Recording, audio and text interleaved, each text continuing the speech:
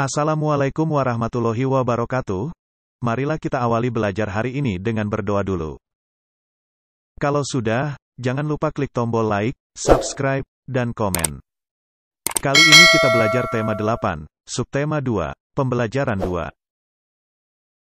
Perubahan lingkungan juga memengaruhi budaya, termasuk tarian. Tarian daerah berkembang mengikuti perubahan.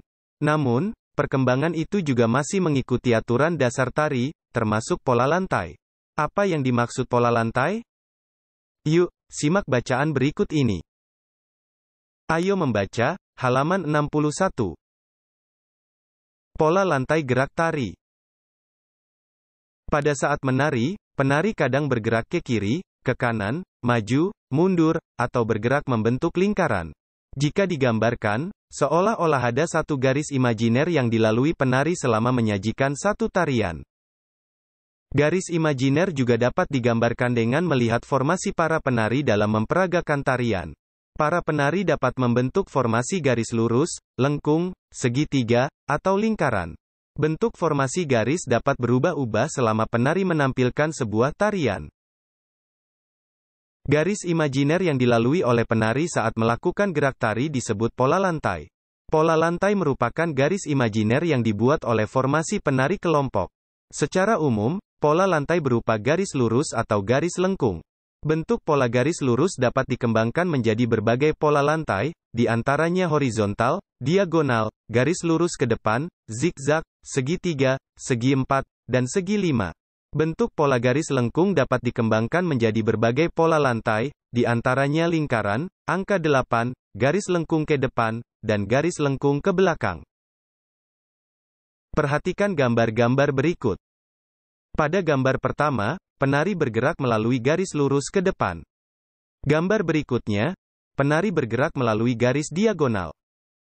Lalu, pada gambar berikutnya, penari bergerak melalui garis horizontal.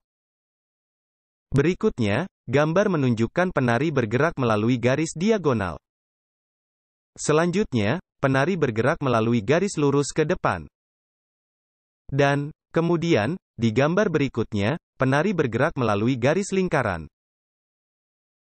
Gambar berikutnya adalah bentuk pola lantai dari gerak yang dilalui penari. Gambar itu menunjukkan formasi penari membentuk pola lantai diagonal. Selanjutnya, berupa formasi penari membentuk pola lantai segi lima. Lalu, formasi penari membentuk pola lantai garis lurus ke depan.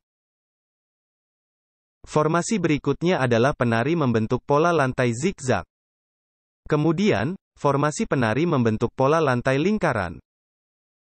Dan yang terakhir adalah, formasi penari membentuk pola lantai diagonal. Nah, sahabat pintar, berdasarkan teks pola lantai gerak tari pada halaman 61-63, kerjakan tugas berikut. 1. Tuliskan kembali pengertian pola lantai menggunakan bahasamu sendiri. Usahakan agar orang lain memahami dengan mudah saat membaca tulisanmu.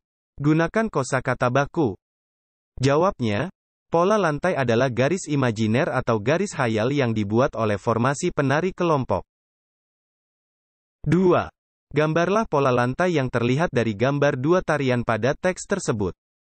Di halaman 63, terdapat gambar tari saman dan tari legong. Tari saman menggunakan pola garis horizontal. Dan tari legong menggunakan pola garis lingkaran. Selanjutnya, kita membaca di halaman 64. Siklus air dan bencana kekeringan. Peristiwa siklus air merupakan peristiwa sehari-hari yang sering tidak disadari oleh manusia. Siklus air menghasilkan air bersih yang berguna untuk kehidupan manusia. Manusia memerlukan air bersih antara lain untuk keperluan rumah tangga, keperluan industri, dan juga pertanian. Siklus air menghasilkan air bersih. Pada saat proses penguapan, kotoran pada air tidak ikut menguap. Uap air yang menguap adalah uap air yang bersih. Pada saat turun hujan, air yang dihasilkan pun adalah air bersih dan siap digunakan untuk berbagai keperluan. Air hujan yang jatuh, sebagian akan diserap oleh tanah, lalu menjadi air tanah. Air tanah adalah air yang mengalir di bawah permukaan tanah. Air ini biasanya lebih jernih dan bersih, karena sudah tersaring oleh lapisan tanah dan akar tumbuhan. Untuk mendapatkan air tanah, manusia membuat sumur dengan cara menggali lubang. Air hujan yang tidak terserap oleh tanah, akan terus mengalir menjadi air permukaan. Lalu, air itu menuju tempat yang lebih rendah seperti sungai, danau, dan laut. Air permukaan adalah air hujan yang tak dapat diserap oleh tanah tetapi diserap oleh permukaan tanah, sehingga mengalir di atas permukaan tanah dan kemudian menguap kembali. Air ini biasanya lebih kotor, karena mengandung lumpur. Air ini juga biasanya membawa berbagai macam material dari proses erosi. Pada musim kemarau, air hujan yang turun menjadi berkurang. Air hujan yang turun biasanya langsung diserap oleh tanah menjadi air tanah. Jika air sungai dan danau surut akan menyebabkan berkurangnya penguapan udara sebagai pembentuk titik-titik air di awan. Akibat dari semakin sedikitnya awan adalah semakin berkurangnya curah hujan. Oleh karena itu, sumur-sumur penduduk pun menjadi kering. Di saat inilah biasanya terjadi kelangkaan air bersih. Jika kelangkaan air bersih terjadi dalam waktu yang lama, bencana kekeringan akan terjadi.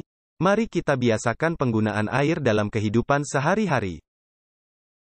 Sahabat pintar, saatnya sekarang kita berdiskusi di halaman 65. Jawablah pertanyaan berikut ini dengan berdiskusi bersama kelompokmu. 1. Peristiwa-peristiwa apa yang terjadi pada teks? Peristiwa-peristiwa yang terjadi pada teks yaitu siklus air, penguapan air, hujan, air mengalir, dan terjadinya air tanah. Pertanyaan kedua. Bagaimana proses siklus air menghasilkan air yang bersih? Jelaskan. Pada proses siklus air, ada tahap penguapan air dari permukaan bumi, yaitu dari laut, sungai, danau, dan genangan-genangan air lainnya. Pada saat penguapan air, kotoran pada air akan tertinggal. Uap air yang naik dan membentuk awan merupakan uap air yang bersih. Saat awan menjadi mendung lalu turun menjadi hujan, air yang turun merupakan air bersih. 3. Apa yang dimaksud dengan air tanah? Air tanah adalah air yang terserap masuk ke dalam lapisan tanah dan mengalir di bawah permukaan tanah. 4. Bagaimana perbedaan air tanah dengan air permukaan? Air tanah lebih jernih dan bersih daripada air permukaan karena sudah tersaring oleh lapisan tanah dan akar tumbuhan. Oleh karena itu manusia biasa memanfaatkan air tanah untuk keperluan sehari-hari dengan membuat sumur. 5. Mengapa air permukaan biasanya lebih kotor dibandingkan dengan air tanah? Jelaskan. Air permukaan merupakan air hujan yang tidak terserap oleh tanah. Air permukaan lebih kotor karena mengandung lumpur dan benda-benda lain yang terbawa aliran air di permukaan tanah. 6. Apa akibat dari musim kemarau yang panjang? Saat musim kemarau panjang, air permukaan dan air tanah menyusut. Kekurangan air akan menyebabkan bencana kekeringan.